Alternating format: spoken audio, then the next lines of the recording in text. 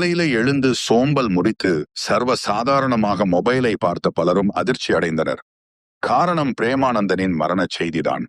தொடர்ந்து ஒவ்வொரு இணையதள பதிவிலும் அந்த செய்தியே வந்து கொண்டிருந்தது.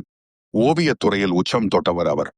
கடந்த சில ஆண்டுகளாகவே முதுமை காரணமாக ஓய்வில் இருந்தார். அதனால் அவரை பற்றிய தகவல்கள் வெளியில் தெரியாத நிலை இருந்தது. இந்நிலையில்தான் இந்த செய்தி தற்போது வைரலாகிக் கொண்டிருந்தது.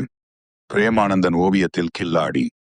எந்த தொழில்நுட்பமும் இல்லாத காலத்திலே அவர் ஓவியத்தில் பல யுக்திகளை கையாண்டிருப்பார். அதனால் அவரது ஓவியங்கள் பல ஆண்டுகளுக்கு பின்பான தொலைநோக்கு பார்வையில் இருந்தது. இதனால் ஓவியத்துறையைச் சேர்ந்தவர்கள் மட்டுமல்லாது சாதாரண பொதுமக்கள் கூட இவர் வரைந்த ஓவியத்தை ரொம்பவே ரசித்து தீவிர ரசிகர்களாக மாறியிருந்தனர். அவர் வரைந்து கொண்டிருந்த காலம் வரை அவர்தான் ஓவியத்தில் கில்லியாக இருந்தார். முதுமையினால் சற்று ஓய்வெடுக்க தொடங்கியதும் தான் மற்ற ஓவியர்கள் இந்த துறையில் உச்சம் பெற்றனர். அவர்களும் பிரேமானந்தன குருவாக ஏற்று அவரிடம் வித்தையை கற்றவர்கள்தான்.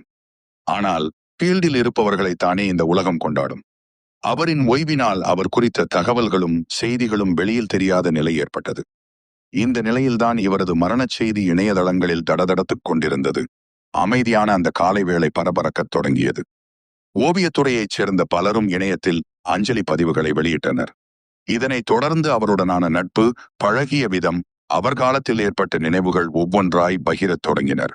பிரபலங்கள் ஒவ்வொருவராக தங்கள் வலைதள பக்கங்களின் அவரின் திறமைகள், ஓவிய நுணுக்கங்கள், இளமையில் அவர் பட்ட சிரமம் என்று ஒவ்வொன்றாய் சொல்லிக் கொண்டே இருந்தனர்.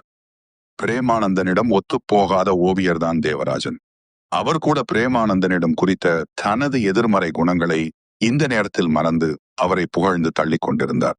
இதை பார்த்த பலருக்கும் ஆச்சரியம். ஏனென்றால் இரண்டு பேருக்குமே கடைசி வரைக்கும் ஒத்துப்போகாத குணமே இருந்தது. நேருக்கு நேராக பார்த்தால் கூட முகத்தை திருப்பிக் கொள்ளும் குணம் தேவராஜனிடம் இருந்தது. அந்த அளவுக்கு அவர் மீது வெறுப்பு கொண்டவராக இருந்தார். ஆனால் மரணத்துக்குத்தான் எல்லாவற்றையும் மாற்றும் குணம் இருக்கிறதே. அதனால் தேவராஜனும் பிரேமானந்தனின் ஓவிய திறமை, ஃபீல்டில் அவர் காட்டிய பாய்ச்சல் குறித்து விலாவாரியாக சமூக வலைதளங்களில் பேட்டி கொடுத்துக் கொண்டிருந்தார். இதை கேட்டவர்களுக்கு ஆச்சரியம் அதிகரித்துக் கொண்டே சென்றது. ஒத்து போகாத எதிர்குணம் கொண்டவர்களிடமும் பிரேமானந்தன் நடந்து கொண்ட விதத்தை கேட்ட ரசிகர்களுக்கு அவர் மீதான மரியாதை மேலும் அதிகரித்தது.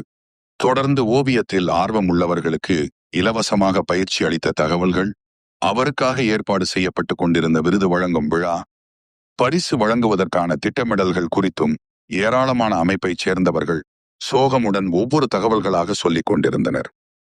அதன் பின்பு அவரின் இறுதி காரியங்கள் குறித்த கேள்விகள் தொடங்கின. அவர் ஊருக்கு ஒதுக்குப்புறமான ஒரு குக்கிராமத்தில் வசித்ததால் தொடக்கத்தில் அது குறித்த தகவல்கள் முழுமையாக தெரியவில்லை. இதனால் அவருடன் நெருங்கி பழகியவர்கள் தொடர்பில் உள்ளவர்களிடம் ஒவ்வொருவராக விசாரிக்கத் தொடங்கினர்.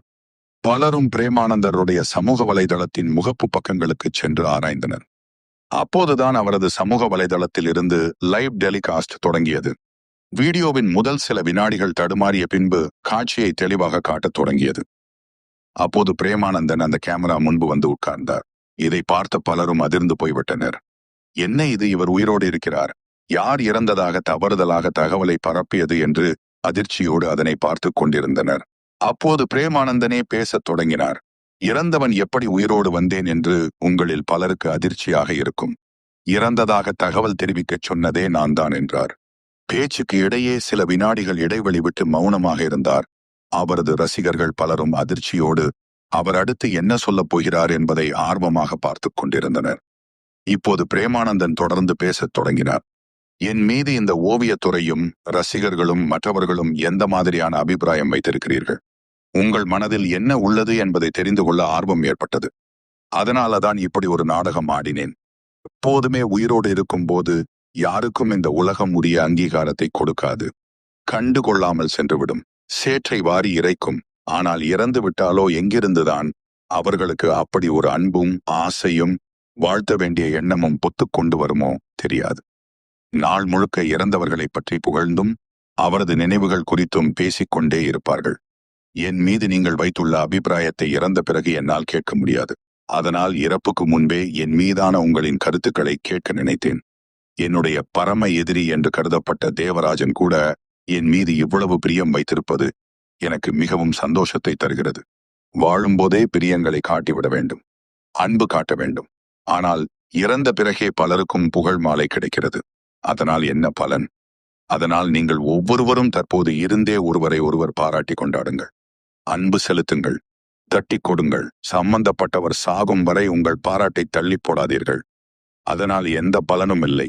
இதுதான் நான் உங்களுக்கு கூறும் கருத்து. என் சாவு நாடகம் சின்ன மாற்றத்தை உங்களுக்குள் ஏற்படுத்தட்டும் என்று கைகூப்பினார். உலகம் முழுவதும் இதை கேட்டுக் கொண்டிருந்தவர்களின் மனம் மெல்லமாய் மாறத் தொடங்கியது.